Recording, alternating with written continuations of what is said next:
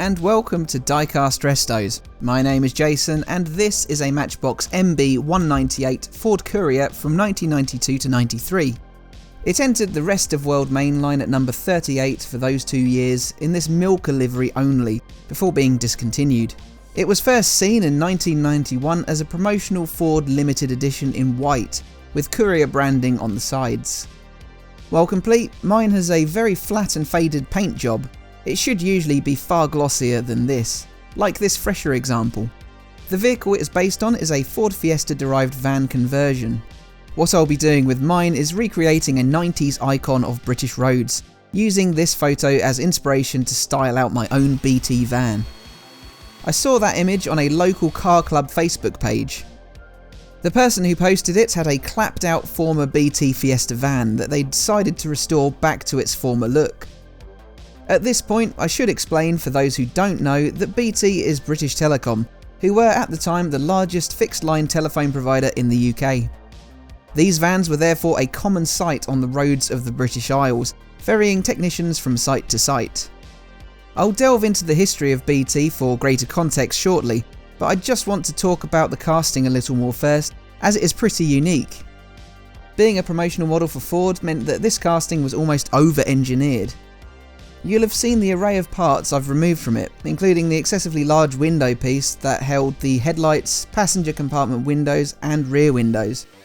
It was also fitted out so that another model, the MB199 Combi version of the Courier, could be released. This had a cutout for the window where the panel of the van is found, plus had a modified interior containing seating.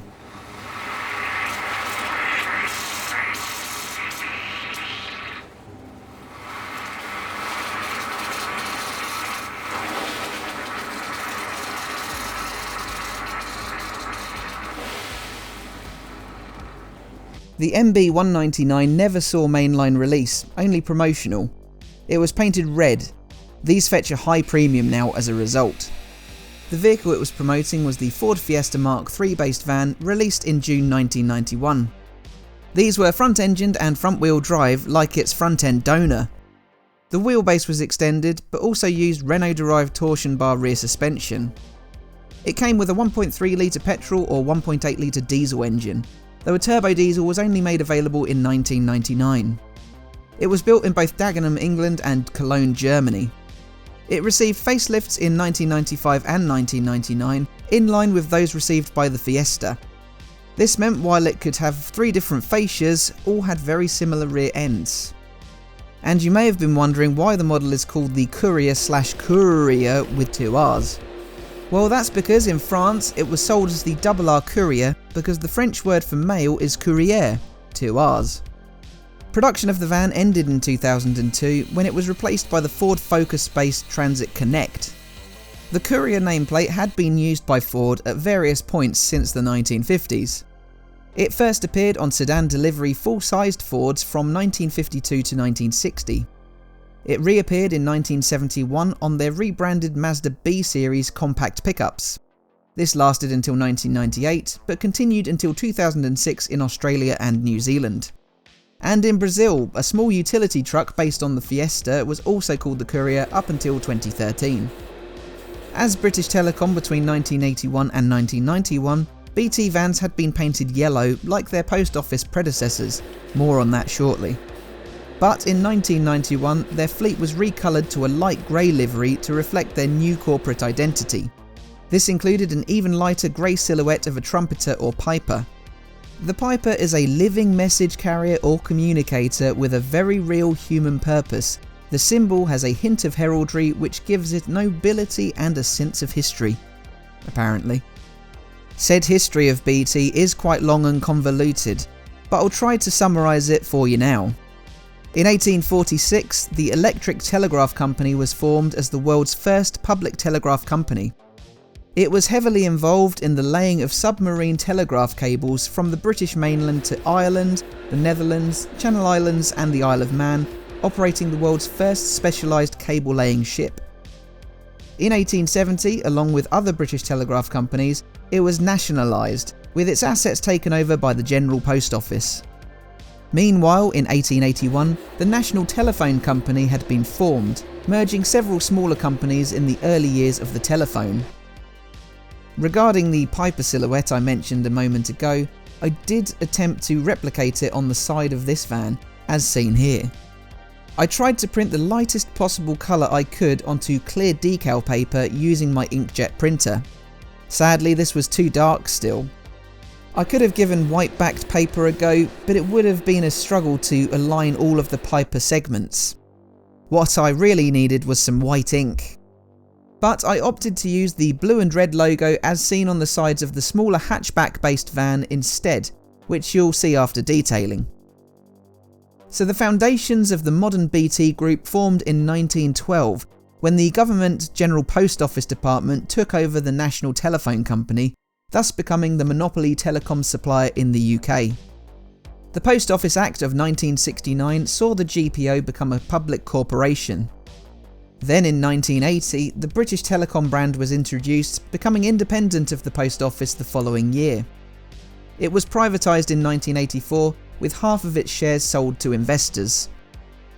In 1991, the same year as the rebrand to BT and the fleet livery change, the government sold most of its stake, with the final shares being sold off in 1993.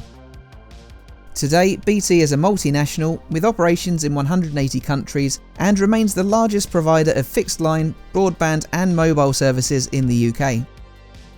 The grey vans of BT lasted until late 1999.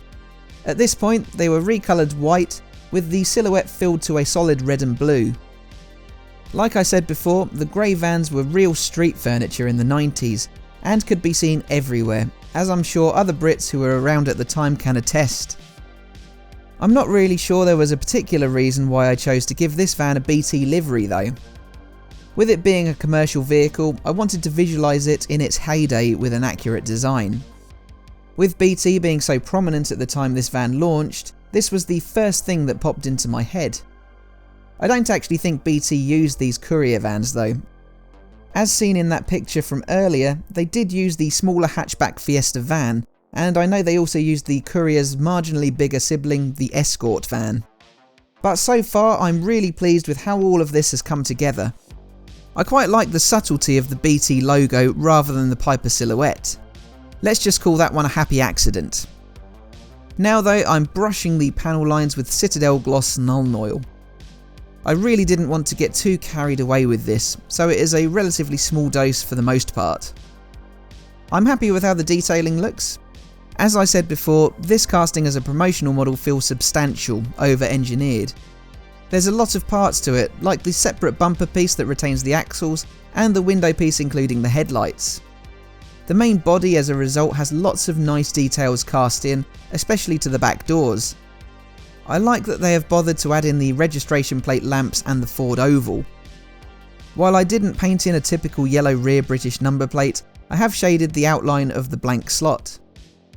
I'm not quite done with the detailing yet though, as I always like to at least give Matchbox's well moulded bases a bit of attention on my customs.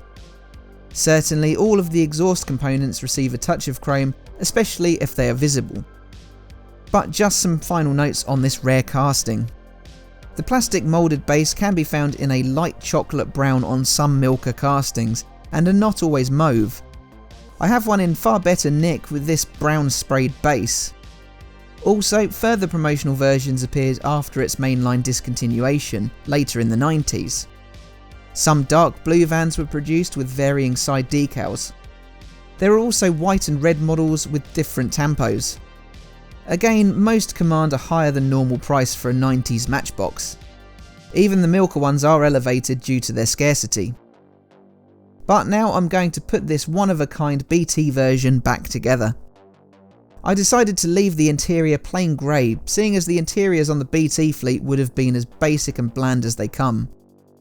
After that is fitted within the glass, my base with wheels and bumper fitments already attached is secured to the remainder of the casting. So here is how my previously Milka liveried Ford Courier van appeared. My version had faded and thinned paint, especially obvious on the roof and right side. The windows were cloudy and a bit yellowed, but I didn't mind the latter so much as it fitted in with the 90s aesthetic. I wanted to create something that would follow that vibe to the letter, and I couldn't think of any other British livery more fitting than BT Grey. So from chocolatey treats to telecoms, here's the Courier now. I've put the image of the Fiesta van that inspired this Fiesta-based Courier custom in the corner for comparison. While I don't recall BT ever using these Courier vans, I think the colour, decals and wheels I've provided it with totally suit it. It's gone from brash mauve to a run-of-the-mill 90s grey, but that isn't to say it is no longer interesting. I've picked out the casting details with my paint pens and Sharpies, cleaned up the cloudy windows, and put some basic steel wheels on to make something truly unremarkable.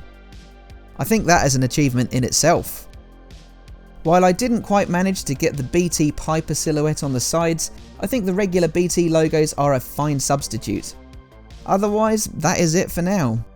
Please leave a like to show some love and subscribe for more. If you remember these BT vans being a staple of British roads in the 90s, drop me a comment. But all that leaves me to say is thanks for watching, and I'll see you again for the next one. Bye for now.